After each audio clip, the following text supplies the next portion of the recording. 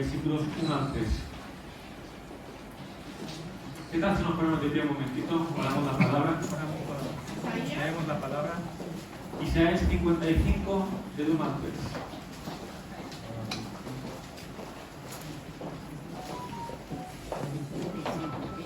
Apaguemos los móviles, por favor.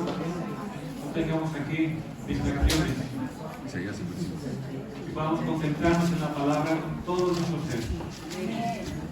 Todos nuestros sentidos estén abiertos y estén únicamente para Dios y su palabra. Isaías 55, del 1 al 3.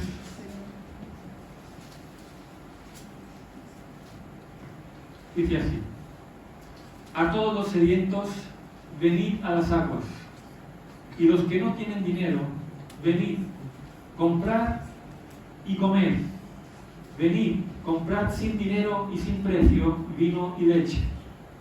¿Por qué gastáis el dinero en lo que no es pan, y vuestro trabajo en lo que no sacia? Oídme atentamente, y comed del bien, y se deleitará vuestra alma con grosura. Inclinad vuestro oído, venid a mí, oíd y vivirá vuestra alma, y haré con vosotros pacto eterno, las misericordias firmes a la vida. Vamos a orar, hasta que leemos. Amado Padre, te pedimos ahora que abra nuestro corazón, que abra nuestro entendimiento, que tu Espíritu Santo haga una actividad, una obra muy especial, muy personal en cada uno. Podamos recibir tu buena palabra en lo profundo, Señor. No seamos oidores olvidadizos, sino que eso, Señor, tenga su crecimiento, tenga su desarrollo y al final dé su fruto en cada uno de nosotros, conforme tú lo esperas. No confiamos en el hombre ni en la sabiduría del hombre, pero confiamos en que tú estás aquí presente, que estás aquí, que eres real y que vas a hablar a nuestras vidas. Usando al hombre simplemente como un instrumento. Así lo deseamos, así te lo pedimos. Amén. Amén. Puedes tomar asiento. Qué necesario es el dinero, ¿verdad? ¿Lo es o no? Sí, lo es. A ver, si sales de casa sin dinero, en tu cartera, ¿a dónde vas? Necesitas el dinero para prácticamente todo. Necesitas el dinero, es una realidad, es una realidad. Somos espirituales, pero también estamos en un mundo donde necesitamos el dinero. Necesitamos tener provisión económica para comprar las cosas, para nuestras necesidades. Algunas son necesidades básicas y otras quizá podemos depender de ello, pero cosas que nos gustan, ¿verdad? Y también las adquirimos. Todo es distinto cuando se está dentro de la medida, ¿verdad? Correcta. ¿Cuánta gente por falta de trabajo, ¿verdad? Por falta de ingresos está en serios problemas? Y con el dinero se consigue en este mundo mucho, ¿verdad? Casi todo, podríamos decir. Se necesita dinero y el que tiene dinero puede adquirir muchas cosas. Y son pocos los que ofrecen algo gratuitamente, algo que tiene importante valor. Porque sí que es verdad que te regalan cosas. Puedes encontrar ropa usada, puedes encontrar zapatos usados, puedes encontrar cosas que a la gente le sobra y te lo regalan, ¿verdad? Pero cosas de valor, cosas que uno estima, cosas que valen mucho y eso pues te lo regalan, eso poca gente te encuentras así, ¿verdad?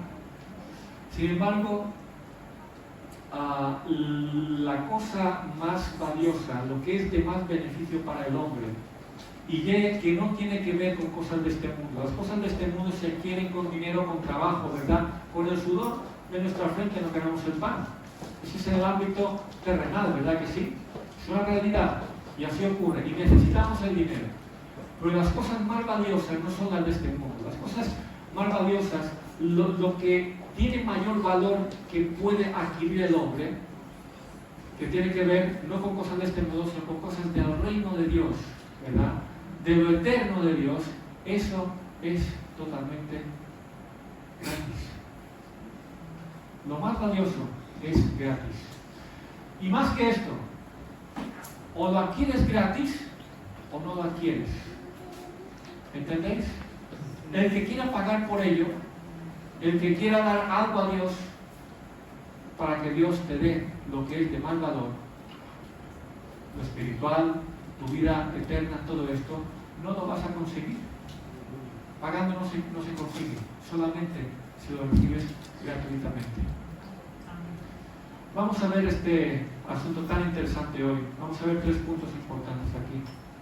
El primero está en el versículo 1, y es precisamente que Dios nos da las cosas gratuitamente a todos los sedientos. Mira, aquí quiero empezar diciendo o viendo esto tan interesante que aparece en diferentes lugares en estos versículos, y aún siguiendo el texto sigue usando ese tipo de expresión o haciendo referencia a venir a Dios, a acudir a Dios, a oír a Dios, a tener en cuenta lo que Dios nos está diciendo. A todos los sedientos, venid a las aguas. O sea, venid. Y todos los que no tienen dinero, venid, comprad y comed. A ver, ¿en qué supermercado, en qué lugar te dicen, tú no tienes dinero? Pues ven a comprar aquí, que aquí es gratis. A ver quién te lo dice. ¿Mercadona? Julia, ¿dónde estás? ¿Es así? Aquí tenemos una cajera que no deja pasar ni una. Ya. Venid los que no tenéis dinero, que aquí vais a poder comprar sin dinero. Eso no te lo dice nadie aquí en este mundo, pero Dios sí que te lo dice. Dios te lo dice. Venid a las aguas. Los que no tienen dinero, venid, comprad y comed. Venid, comprad sin dinero y sin precio. Venid. Hay 2 formas de acercamiento a Dios. La primera es la fundamental, y es que Dios se acercó al hombre. Hay 2 maneras de que el hombre que está separado de Dios, que está en su pecado, ¿verdad? Y por tanto una rotura de relación con Dios, puede haber un acercamiento, una reconciliación, un volver a estar en armonía. Y ya digo, la primera es la más importante y la que realmente es, digamos, efectiva. Es Dios acercándose al hombre. Jesús fue enviado por el Padre al mundo para salvar al mundo. Jesús fue enviado a cada persona en particular. ¿A cuántos vino Jesús a ti? Amén. No fuiste tú quien viniste a Él. Fue Él quien vino a ti. Amén. Él quien vino a mí. Dice Juan que el amor consiste no en que nosotros amemos a Dios, sino en que Dios nos amó primero, entregando a su Hijo por nosotros. Amén. Y entonces nosotros respondemos a ese amor amando a Dios, ¿verdad? Pero Él nos amó primero. Él tomó la iniciativa de acercarse al hombre. El hombre, cuando es el hombre el que se acerca a Dios, en primer lugar, eso se llama religión. Hay muchas religiones en el mundo que es el intento del hombre de acercarse a Dios. Pero eso no funciona. No es el hombre queriendo acercarse a Dios, porque no tiene nada con que acercarse. No tiene nada con que pueda ser acepto delante de Dios. Pero cuando Dios se acerca al hombre, en Jesucristo, en aquel que vino a morir por nuestros pecados, a limpiar nuestras impurezas, a santificarnos de toda nuestra inmundicia y hacernos santos, entonces Dios, que es santo, nos puede recibir. Por eso, en Jesús, solamente en el enviado de Dios, es que puede haber una restauración de esa relación, un acercamiento de Dios y el hombre, ¿verdad? Pero aquí no nos dice la palabra, yo vendré a vosotros. Aquí dice, venid vosotros a mí. Por tanto, hay otra forma que también es bíblica. La primera, Dios acercándose al hombre en Jesucristo. Pero aquí no le está diciendo, venid. Aquí dice que es el hombre el que tiene que acercarse. Y eso, hermanos, es también bíblico. Eso también está ahí. Y también es efectivo. Y es una orden de Dios. Que vengamos, que nos acerquemos a Dios. Nosotros, acercándonos a Él, no a nuestra manera, no con nuestras ideas. Yo me acercaré a Dios con mis buenas obras, con todo esto que he hecho, y yo le vendré a Dios y le diré, mira todo lo que he hecho por ti. No, esas son ideas nuestras. No es de esta manera. Es acercarnos a Dios, es venir a Él en la forma que Él nos propone. Él nos dice, por ejemplo, que pidamos, ¿verdad? Que oremos, que busquemos a Dios en oración. ¿No nos dice esto la Biblia?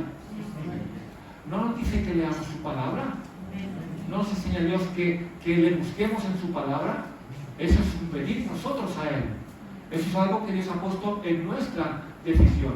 Dios nos dice que vengamos a Él en arrepentimiento cuando hemos pecado, cuando hemos fallado, ¿verdad?, a su ley. ¿No nos dice esto Dios? Que vengamos para ponernos a cuentas.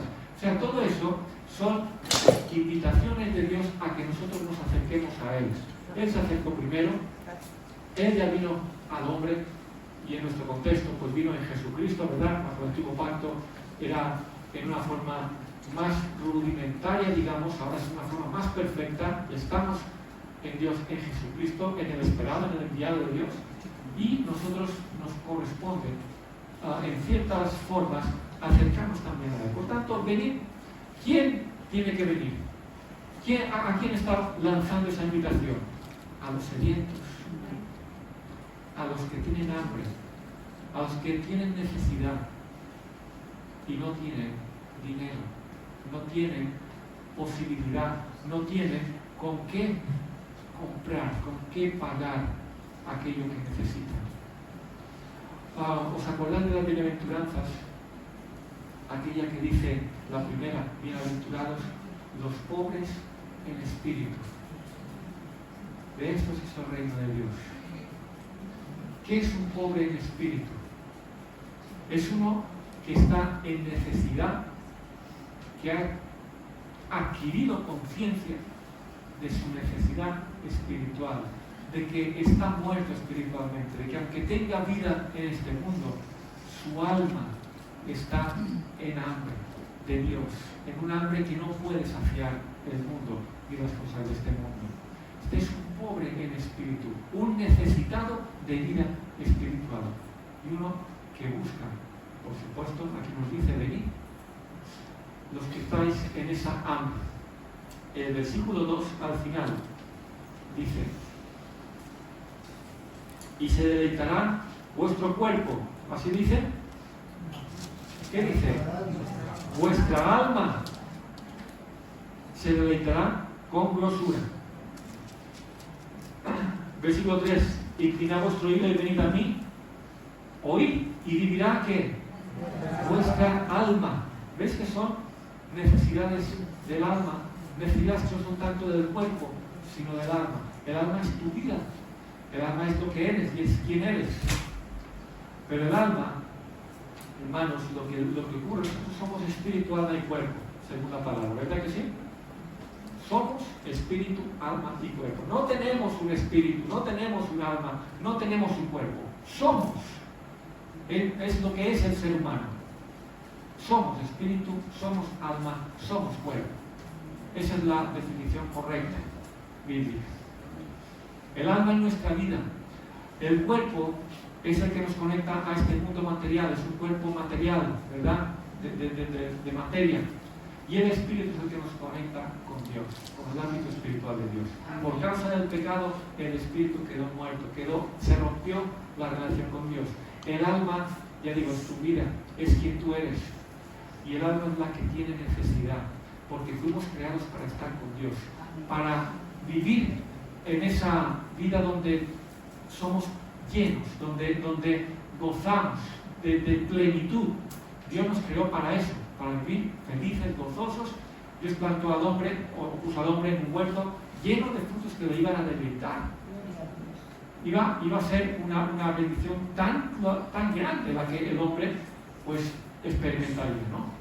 Pero por causa de esa rotura de relación con Dios, ya no tenemos esa provisión.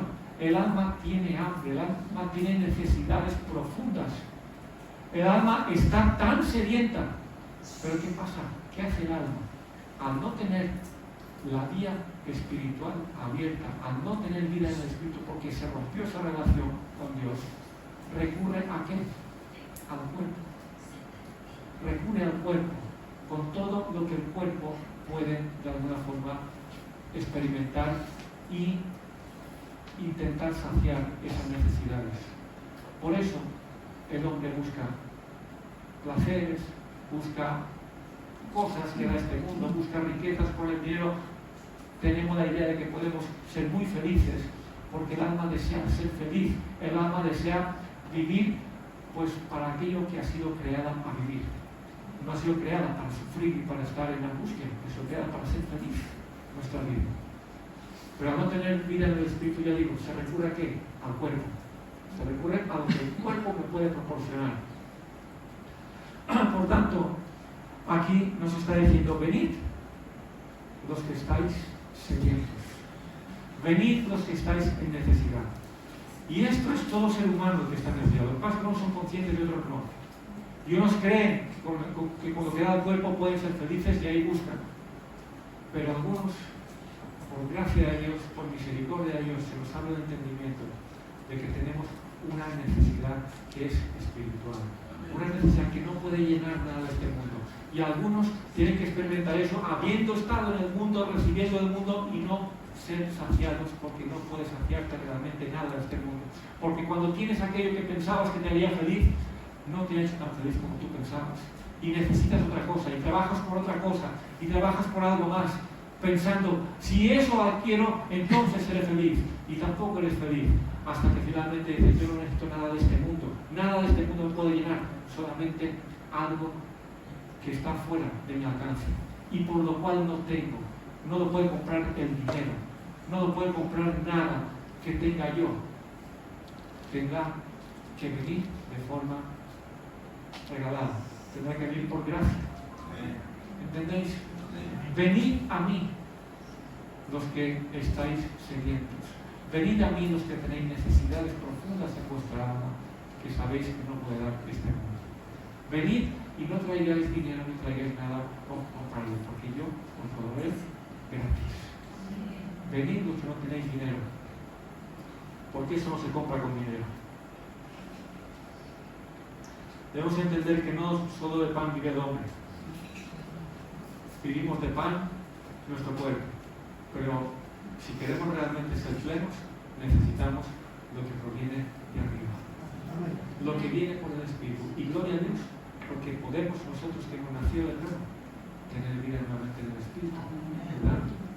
Y no de forma plena, pero en buena medida tener aquello que desciende del cielo, aquello que Dios nos da en nuestro espíritu y que nos llena realmente.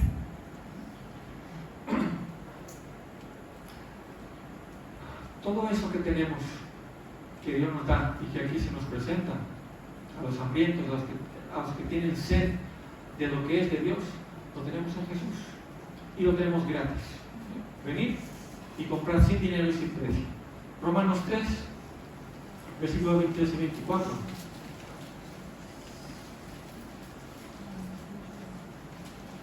Por cuanto todos pecaron y están destituidos de la gloria de Dios, siendo justificados ¿cómo? ¿Qué precio hay que pagar para ser justificados? ¿Cuánto dinero tienes que traerle a Dios? ¿O cuántas obras?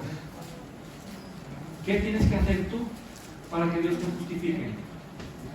Siendo justificados ¿cómo? Gratuitamente.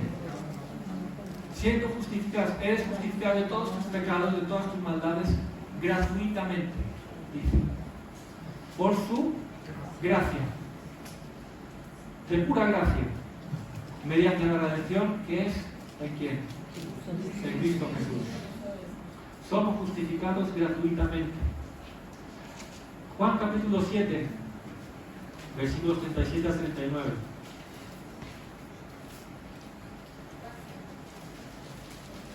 Juan 7, 37 a 39.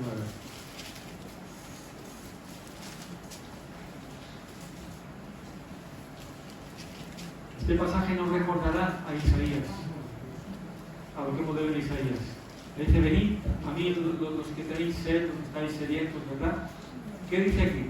El último y gran día de la fiesta, Jesús se puso en pie y alzó la voz diciendo, si alguno tiene sed, ¿qué? Venga. Venga a quién? A mí. Venga a mí y beba. El que cree en mí, como dice la Escritura, de su interior correrán ríos de agua viva. Y hablaba esto acerca del Espíritu Santo que vendría a aquellos que creyesen en él. El que tenga sed, venga a mí. En Jesús está esa agua, que es un elemento que el hambre y la sed, ¿verdad?, son figuras que están ahí expresadas en la palabra para darnos a conocer, a entender las necesidades espirituales que tenemos, ¿no? Podemos entenderlo con nuestro cuerpo. Cuando tienes hambre, buscas alimento, ¿verdad?, para tu cuerpo. Pues así, o cuando tienes sed, buscas agua. Así podemos entender a través de esas figuras, ¿verdad?, la realidad espiritual que estamos también necesitando. El que, si alguno tiene sed, venga a mí y beba. Y dice que, como dice la Escritura, el que en mí cree, de su interior correrán ríos de agua viva. Si os dais cuenta, lo que recibimos por el cuerpo es algo externo, algo que está en el mundo, y lo recibimos por el cuerpo. La comida entra, ¿verdad?, por nuestra boca, y así saciamos nuestro cuerpo y saciamos también nuestra alma, ¿verdad?, nuestra necesidad de alimentarnos y tener la barriga llena, corazón contento, dicen, ¿no? Bueno, pero lo que viene de arriba, lo que viene de Dios, lo que viene del cielo, lo que Dios nos da en Jesucristo y mediante el Espíritu Santo que mora en el creyente, el Espíritu Santo vendría sobre todos que creyesen en él. ¿De dónde brota? De su interior correrán ríos de agua viva. De dentro, ¿entendéis? Es diferente. De dentro es que brotan aguas que no solamente te sacian a ti, sino que además eso fluye hacia afuera para que también puedas bendecir a otros. Y esa es la gran diferencia también entre lo que el hombre busca en su mentalidad, cosas que están ahí y que vengan a mí. Cuando Dios lo que te da es algo que te pone dentro, porque su Espíritu mora dentro de ti. Y de dentro es que brotan las aguas. Apocalipsis 21, versículos 5 al 7.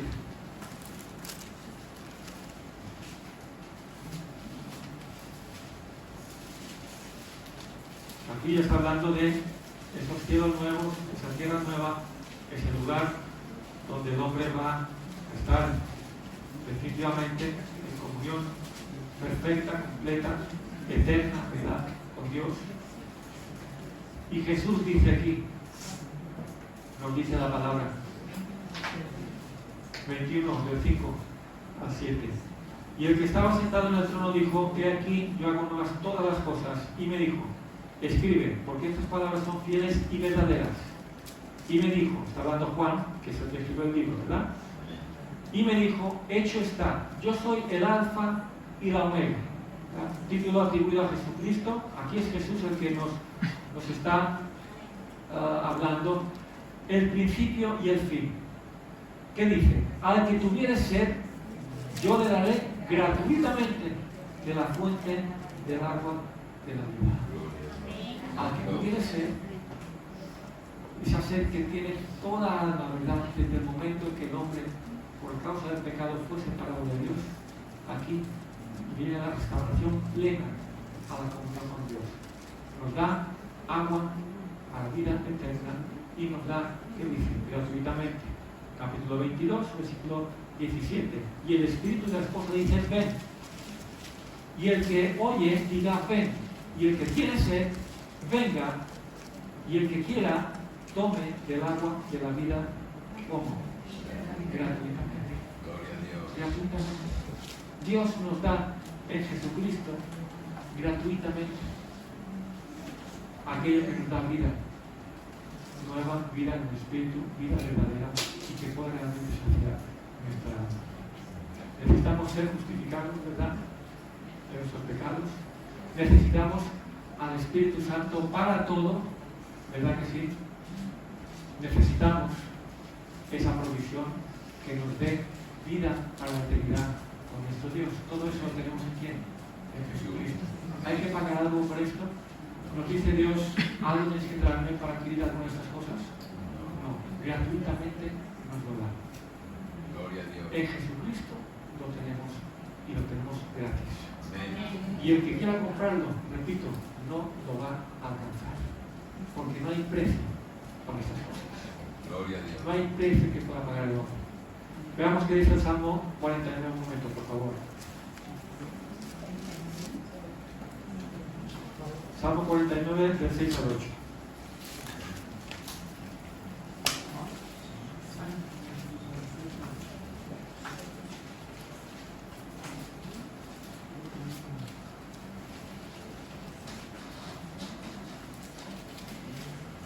Los que confían en sus bienes y en la muchedumbre de sus riquezas se jactan. Está hablando de riquezas de este mundo, está hablando de dinero, ¿verdad? Para comprar las cosas. Ninguno de ellos podrá en manera alguna redimir al hermano, ni dar a Dios su rescate. Aunque tuvieras todo el dinero, todo el oro del mundo, no le puedes dar a Dios todo eso para que Él te justifique, para que Él te redima de tus pecados. ¿Qué dice el 8? Porque la redención de su vida es de gran precio y no se logrará jamás. ¿Os dais cuenta? Jamás podrá el hombre pagar a Dios con nada que tenga para su justificación, para tener vida eterna, para que Dios pueda complacerse de él. Es de gran precio. Un solo precio fue válido delante de Dios para que nosotros pudiésemos tener por gracia lo que Dios nos da. El precio fue la vida de Jesucristo, puesta en la cruz, derramada su sangre, derramada su vida, cargando nuestros pecados y pagando el precio por ello. Ese precio fue acepto delante de Dios. Amén. Ese precio es el único. Y Jesús fue el que pagó para que nosotros gratuitamente, por la fe en Él, podamos tener todo lo que Dios ya anunció en Isaías, ¿verdad? Que nos daría. En Jesucristo solamente. Amén. Ahora vamos al siguiente punto. Ya hemos visto que lo tenemos gratis, todo esto. Sin dinero, sin precio podemos adquirir, y solo así lo adquirimos. Pero el segundo punto, el segundo versículo también dice: ¿por qué gastáis el dinero en lo que no es pan y vuestro trabajo en lo que no sacia? ¿Por qué gastáis vuestro dinero en lo que no aprovecha? ¿Por qué no pensemos solamente en dinero? Pensemos en tiempo, pensemos en esfuerzo, en dedicación. ¿A qué nosotros nos inclinamos? ¿A qué nosotros muchas veces nos esforzamos? ¿Y qué es cosa vana? Cosa que no llena, cosa que no es pan, que no te va a saciar realmente. Es verdad que tenemos que trabajar, que tenemos que comer, por supuesto que tenemos que mantenernos y mantener nuestro cuerpo y nuestra vida terrenal. Pero cuando nosotros nos centramos demasiado en este mundo, en esta vida, entonces nos estamos desenfocando. Y estamos haciendo lo que dice aquí: ¿por qué gastáis en aquello que no os va a saciar, que no os va a satisfacer, que no puede llenar vuestra alma, sino que seguirá teniendo sed, seguirá teniendo necesidad? Porque lo que entra por el cuerpo, repito, solamente suple una parte mínima de nuestras necesidades. Lo que viene de arriba es lo que sacia, lo que realmente porque ahí está la vida verdadera, no la vida caída, sino la nueva que tenemos en Cristo. Vamos a Juan capítulo 6, por favor. Versículo 26, 27. ¿Cuántos saben ese milagro que hizo Jesús, la multiplicación de los panes y los peces? Después de ese milagro, al día siguiente, la gente buscaba a Jesús. Versículo 26 y 27. Jesús había ido andando sobre el mar, se había encontrado con los discípulos en la barca, habían llegado a la otra ribera, y la gente le buscaba, y la gente finalmente le encuentra al otro lado, sin saber ellos cómo había llegado allá. ¿Cómo llegaste allá? Acá, le preguntaron. ¿Por qué? Porque Jesús, andando sobre el mar, fue hasta la barca, ¿verdad? Bien. Respondió Jesús y les dijo: de cierto os digo que me buscáis, no porque habéis visto las señales, sino porque comisteis el pan y os saciasteis. Trabajad no por la comida que perece, sino por la comida que a vida eterna permanece, la cual el Hijo del Hombre os dará, porque a este señaló Dios el Padre. ¿Por qué buscaba la gente a Jesús? Jesús, conociendo, teniendo discernimiento, teniendo sus dones a pleno rendimiento, ¿verdad? Conocía lo que había en el corazón del hombre. ¿Me buscáis? ¿Por qué? Porque las señales han producido en vosotros el reconocimiento de que yo soy, me buscáis porque soy el Cristo, el enviado de Dios, y vuestra alma sabe que tiene necesidad de lo que yo tengo, que es el verdadero pan que viene del cielo, que después se los explica más adelante. No, me buscáis porque llenaste vuestro vientre. Me buscáis porque buscáis lo que el cuerpo quiere, lo que el cuerpo necesita, no el alma, no el espíritu. ¿Y eso qué es? Gastar en aquello que no nos sacia. Cierto que tenían necesidad y por eso Jesús les proveyó esos panes y esos peces milagrosamente, porque el cuerpo tenía necesidad. Pero aquí Jesús ya estaba percibiendo que ellos solamente en eso se centraban, en que habían comido, se habían llenado el vientre. Y aquí Jesús es donde les dice: trabajad no por la comida que perece. No es que anude eso, hay que trabajar también para comer, por supuesto.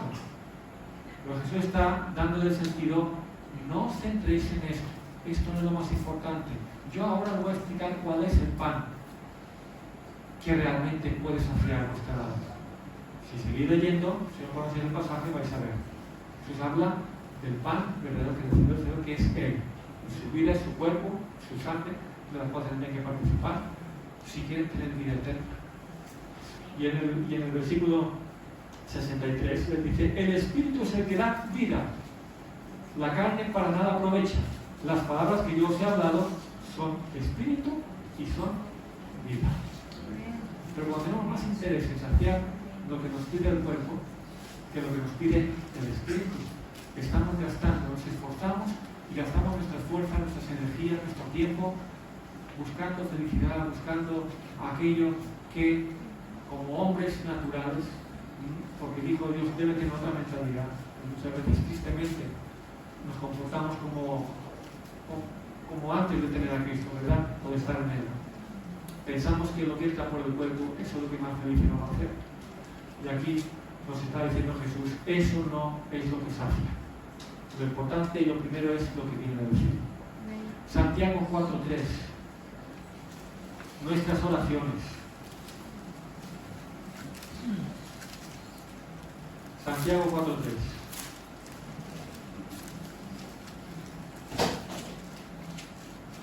Pedís y no recibís porque pedís mal.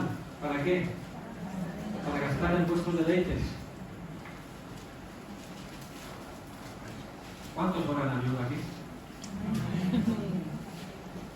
¿En qué consiste la mayoría de nuestras peticiones, de nuestras oraciones a Dios? Pedir cosas, ¿verdad? Pedir cosas. ¿Es lícito pedir cosas a Dios?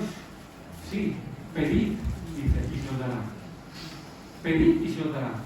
Llamad y se os abrirá. Buscad y hallaréis. Es lícito pedir. Y Dios nos ordena, pidamos a nuestro Padre. Pero ¿qué pedimos? ¿Qué pedimos?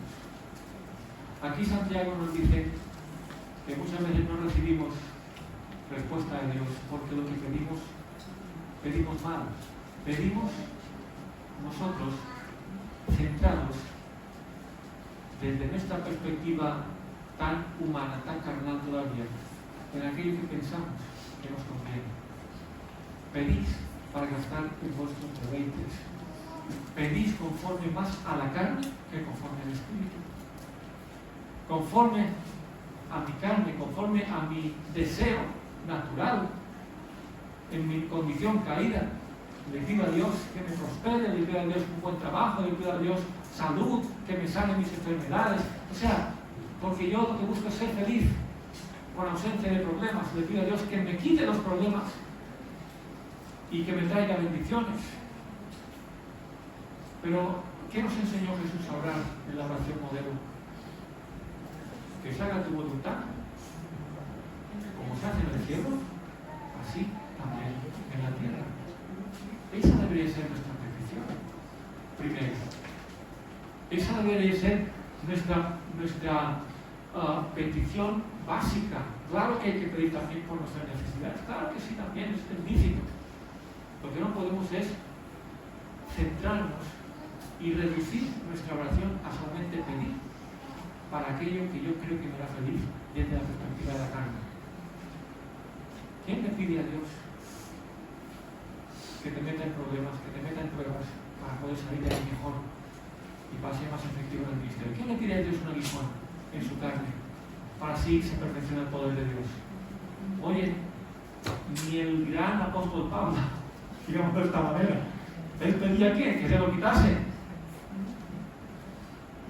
Ahora, después de la respuesta que le dio Jesús, dice, pues ahora más bien me glorío en mis debilidades. Ahora más bien,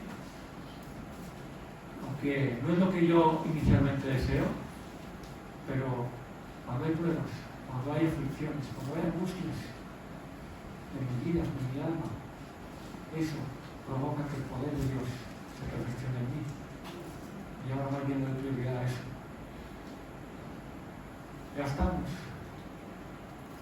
nuestro, puede ser dinero, puede ser recursos, puede ser fuerzas, puede ser dedicación, tiempo. Ya digo, aquí aún nuestras oraciones, ¿verdad?, en forma no efectiva cuando estamos en la perspectiva carnal y no en la espiritual. Y también veamos Apocalipsis capítulo 3, por favor. Versículos 15 al 20.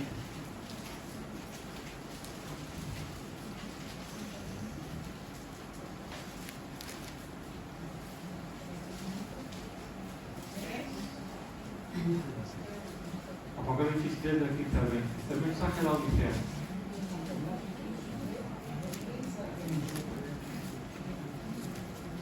Apocalipsis 3, a partir del 15.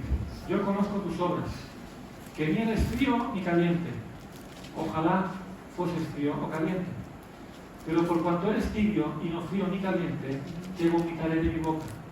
Porque tú dices, interesante este detalle, lo que dice la iglesia de sí misma, lo que decimos nosotros de nosotros mismos. Tú dices, yo soy rico y me he enriquecido y de ninguna cosa tengo necesidad. Y no sabes que tú eres un desventurado, miserable, pobre, ciego y desnudo. Qué cosa, ¿verdad? Tú dices, pero no sabes. Nosotros decimos de nosotros mismos y no sabemos, no entendemos. Por tanto, yo te aconsejo que de mí compres oro refinado en fuego para que seas rico y vestiduras blancas para vestirte y que no se descubra la vergüenza de tu desnudez, y unge tus ojos con colirio para que veas. Yo reprendo y castigo a todos los que amo. Sé pues celoso y arrepiéntete. He aquí yo estoy a la puerta y llamo. Si alguno oye mi voz y abre la puerta, entraré a él y cenaré con él y él conmigo. Y yo creo que podríamos añadir, no añadir por supuesto la palabra, pero y yo invito, porque Jesús, todo eso que dice que compra de mí, adquiere de mí, lo da como gratis. Él paga, Él pagó y nos lo da gratuitamente. Al que venciere yo le daré que se siente conmigo en mi trono, así como yo he vencido y me he sentado con mi Padre en su trono. ¿Qué pasaba con esta iglesia? No tenemos tiempo aquí de meternos en estudiar el contexto de esta iglesia, pero esta iglesia estaba en un lugar, la Odisea, un lugar muy próspero económicamente, mucha actividad económica, tenía mucha bendición, digamos, económica. Por eso dice, tú dices, yo soy rico. Tú dices, pero no sabes. Yo soy rico, de nada tengo necesidad, lo tengo todo. Esta es la mentalidad que tenemos nosotros cuando estamos aún en las cosas de Dios. Eso le habla a una iglesia. En una, digamos, no conforme a Dios y su palabra, sino conforme al hombre. Eso tiene mucho que ver y hay mucha iglesia hoy en nuestros días, en el mundo, mucha iglesia que lo que más se promueve es la prosperidad económica, la prosperidad hablando de asuntos materiales, hablando más bien de gloria de este mundo. Tú dices, yo soy rico. Esa iglesia podía tener los mejores instrumentos, la que quizá otra iglesia no podía pagarse ni podía tener. Podía tener un templo, unos locales, o sea, maravilloso, todo de los mejores materiales, de buena climatización, aire acondicionado, de todo lo que tú quieras. Que ahí no estaba todavía, por supuesto, ¿verdad? Pero podía tener todo lo que económicamente habían podido adquirir y eso parece glorioso. O sea, tengo todo, no me falta nada, soy rico, tengo todo. Eso es lo que dices tú, eso dice el hombre de sí mismo. Pero ¿qué dice Jesús? Tú lo que no sabes es que eres prácticamente un desgraciado, eres un desventurado, eres un pobre, eres un miserable. A mis ojos, todo eso que a los ojos del hombre es tan glorioso, para mí es abominación más bien. ¿Y qué dice? No veremos todo lo que dice que aquí de él, pero una sí que es interesante. Ahí dice, por tanto yo te aconsejo, versículo 18, que de mí compres oro refinado en fuego. En 1 de Pedro, capítulo 1, versículo 7, hace una referencia a nuestra fe, que es preciosa, dice, es como la compara con el oro, que es un metal precioso que representa lo más valioso de este mundo, ¿verdad? Dice que el oro, aunque es cosa material, cosa de aquí, dice, se prueba, se refina, ¿verdad? Se purifica ¿cómo? Con fuego, con fuego. Y aquí le está diciendo, te aconsejo que compres de mí oro refinado en fuego. Está diciendo, tú lo que tienes que hacer es dejar esa mentalidad que tienes. Eso que tú dices, que te ves pleno, que te ves rico, que te ves maravilloso como iglesia, y ante mis ojos eres todo lo contrario, y empieza a vivir la fe. Empieza a vivir la fe que es probada, la fe que es pasada por el fuego. Una característica que tiene una iglesia o una persona, digamos, una persona cristiana que está en esa condición es la ausencia de pruebas. O sea, no está sufriendo las pruebas, no está sufriendo, no está viviendo aquello que prueba tu fe. Y eso convierte prácticamente en una religión. Tú estás ahí, tú estás aparentemente con algo muy visible, muy bueno, muy glorioso, siendo una iglesia, siendo un hijo de Dios, y hasta con ausencia de problemas. Qué bien, todo me va bien, solamente tengo prosperidad. Pero eso, hermanos, te digo, es una característica de una iglesia como la Odisea. Necesitamos vivir la fe, y la fe es probada. La fe es probada a través de pruebas, de sufrimientos en que Dios nos mete, y de ahí salimos aprobados. Yo te aconsejo, dice, que compres de mí eso, que busques eso y no huyas de ello, formándote una forma de cristianismo donde lo que buscas es más bien prosperidad en este mundo, y es más bien gloria de este mundo y no gloria de Dios. En Isaías 55 volvemos al pasaje. La parte final del versículo 2 dice: oídme atentamente y comed el bien, y se deleitará vuestra alma con grosura. Antes dice lo que hemos visto: ¿por qué gastáis en lo que no es pan, en lo que no aprovecha? Y aquí dice: oídme atentamente. Lo que es necesario es dejar nuestra mentalidad, dejar nuestro modo de pensar y adquirir lo que es conocimiento de Dios. Oídme atentamente, buscad en mi palabra qué es realmente ser rico para con Dios, qué es realmente tener vida conforme a la que da Dios y no vida conforme a la que el hombre en su mentalidad piensa. Hay que cambiar esa mentalidad por la mentalidad de Dios. Por eso dice, venid a mí, venid, oídme atentamente, buscad en mi palabra, que no es lo que el hombre piensa. Tú dices, soy rico, pero no sabes. Si venimos a Dios, sabremos, conoceremos lo que realmente tenemos. Y el tercer punto corresponde al versículo 3 de Isaías ahí. Inclinad vuestro oído y venid. Ya veis cómo se repite una y otra vez. Venid, venid, oídme, inclinad vuestro oído, venid, oíd. ¿Cómo se repite una y otra vez? Inclinad vuestro oído y venid a mí. Oíd y vivirá vuestra alma. ¿Y qué dice después? Y haré con vosotros pacto eterno. Las misericordias firmes a la vida. Qué interesante. Ese tercer punto tiene que ver con entrar en pacto con Dios. Entrar en su pacto. Y aquí hace referencia a un pacto que él hizo con un hombre. Él hizo pacto con Abraham, ¿verdad? Con diferentes personajes, pero hizo un pacto muy interesante con David. Vamos por favor a 2 Samuel, capítulo 7.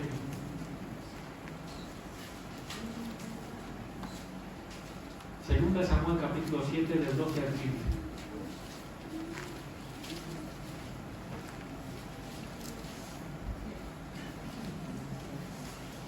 David tenía una carga fuerte por construir un templo para Dios. Y era una buena actitud la que tenía David. Y así Dios lo manifiesta, ¿no? Que dice, no serás tú, sino que va a ser tu hijo. Salomón el que edificó el templo finalmente, ¿no? Pero aquí Dios sorprende a David como Dios nos sorprende, ¿sí? Porque Dios nos sorprende, sus pensamientos son más allá de los nuestros, Dios nos sorprende más allá de lo que nosotros pensamos. Aquí David quería honrar a Dios construyendo un templo que fuera glorioso, pero no a Dios. Pero Dios le dice, ¿sabes qué? Más bien voy a ser yo quien va a edificarte casa aquí. Y aquí dice, a partir del 2, dice, y cuando tus días sean cumplidos, le está diciendo Dios a David, y duermas con tus padres, yo levantaré después de ti a uno de tu linaje, el cual procederá de tus entrañas, y afirmaré su reino. ¿De quién está hablando aquí? Está hablando de Jesús.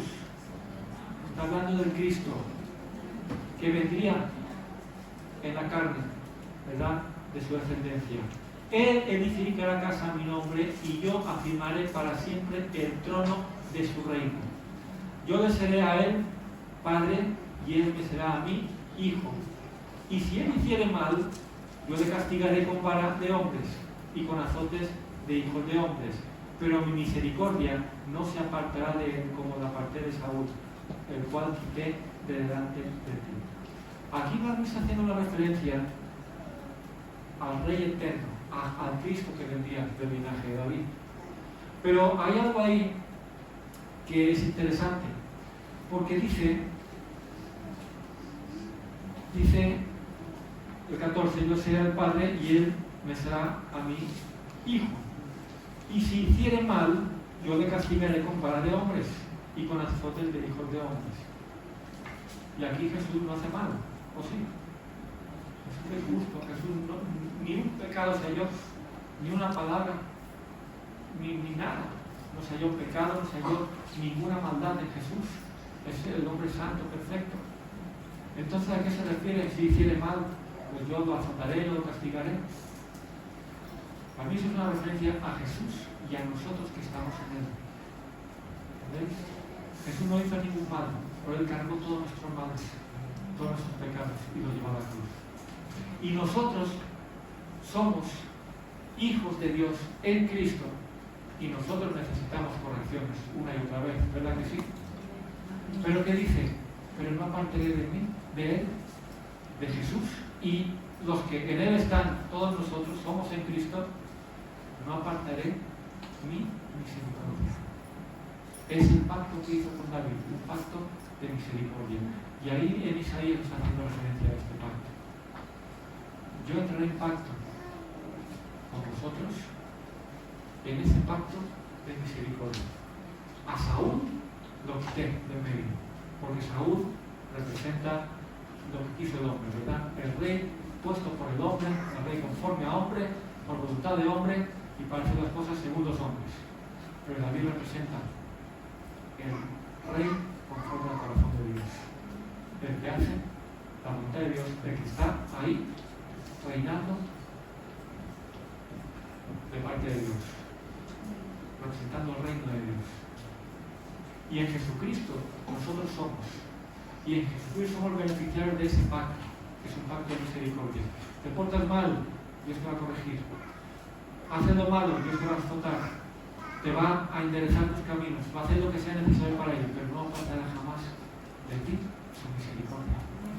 ¿Por qué? Porque eres hijo en Jesucristo. Y es necesario entrar en ese pacto con Él. Un pacto de misericordia.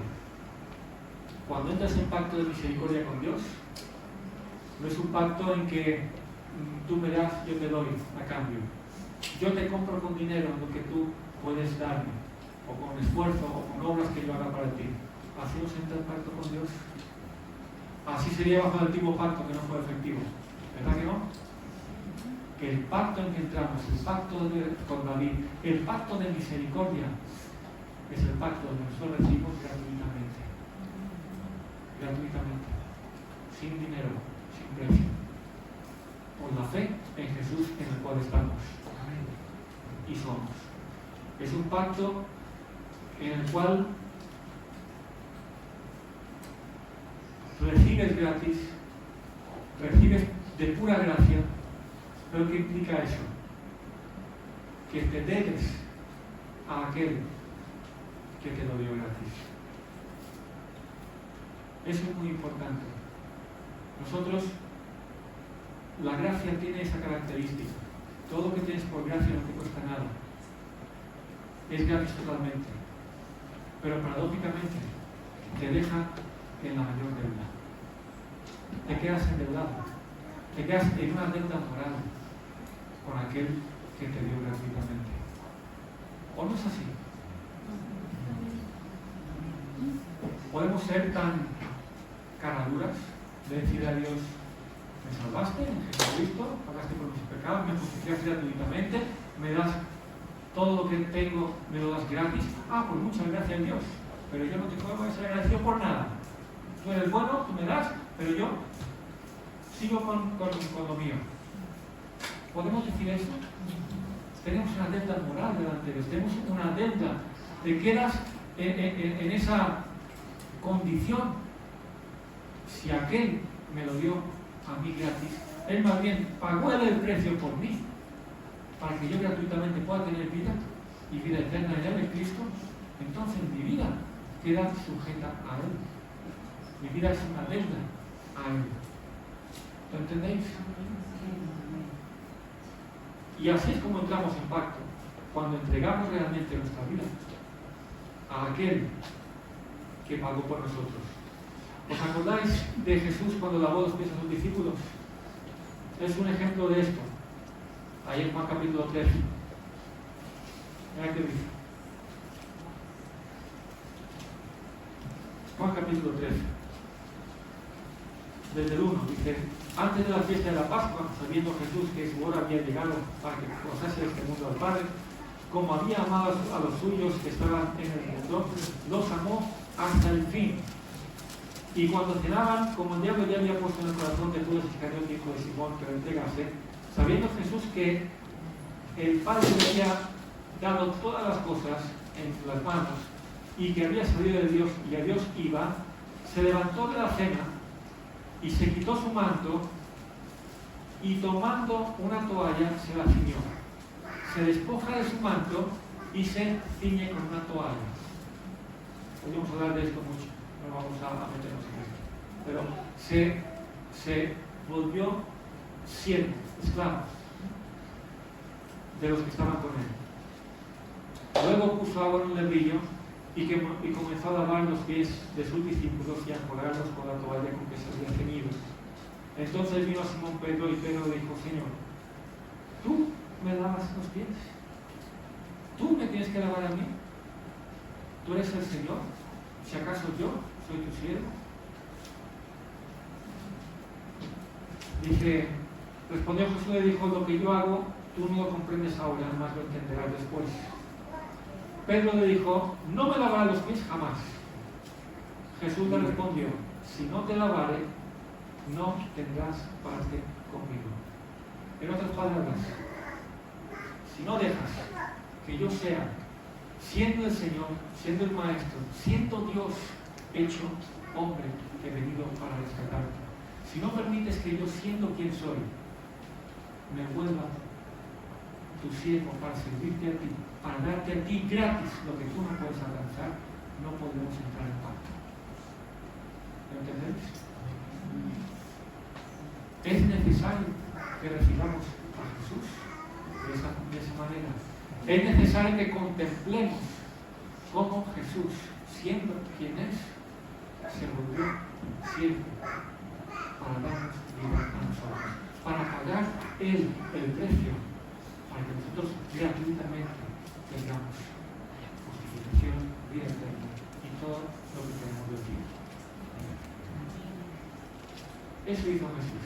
Y cuando tú contemplas eso, tú solo te queda una: de gracia recibir, voy a dar de gracia. Él murió por mí, luego ya no vivo yo. Vivo por Él. Mi vida ya no es mía, mi vida es suya.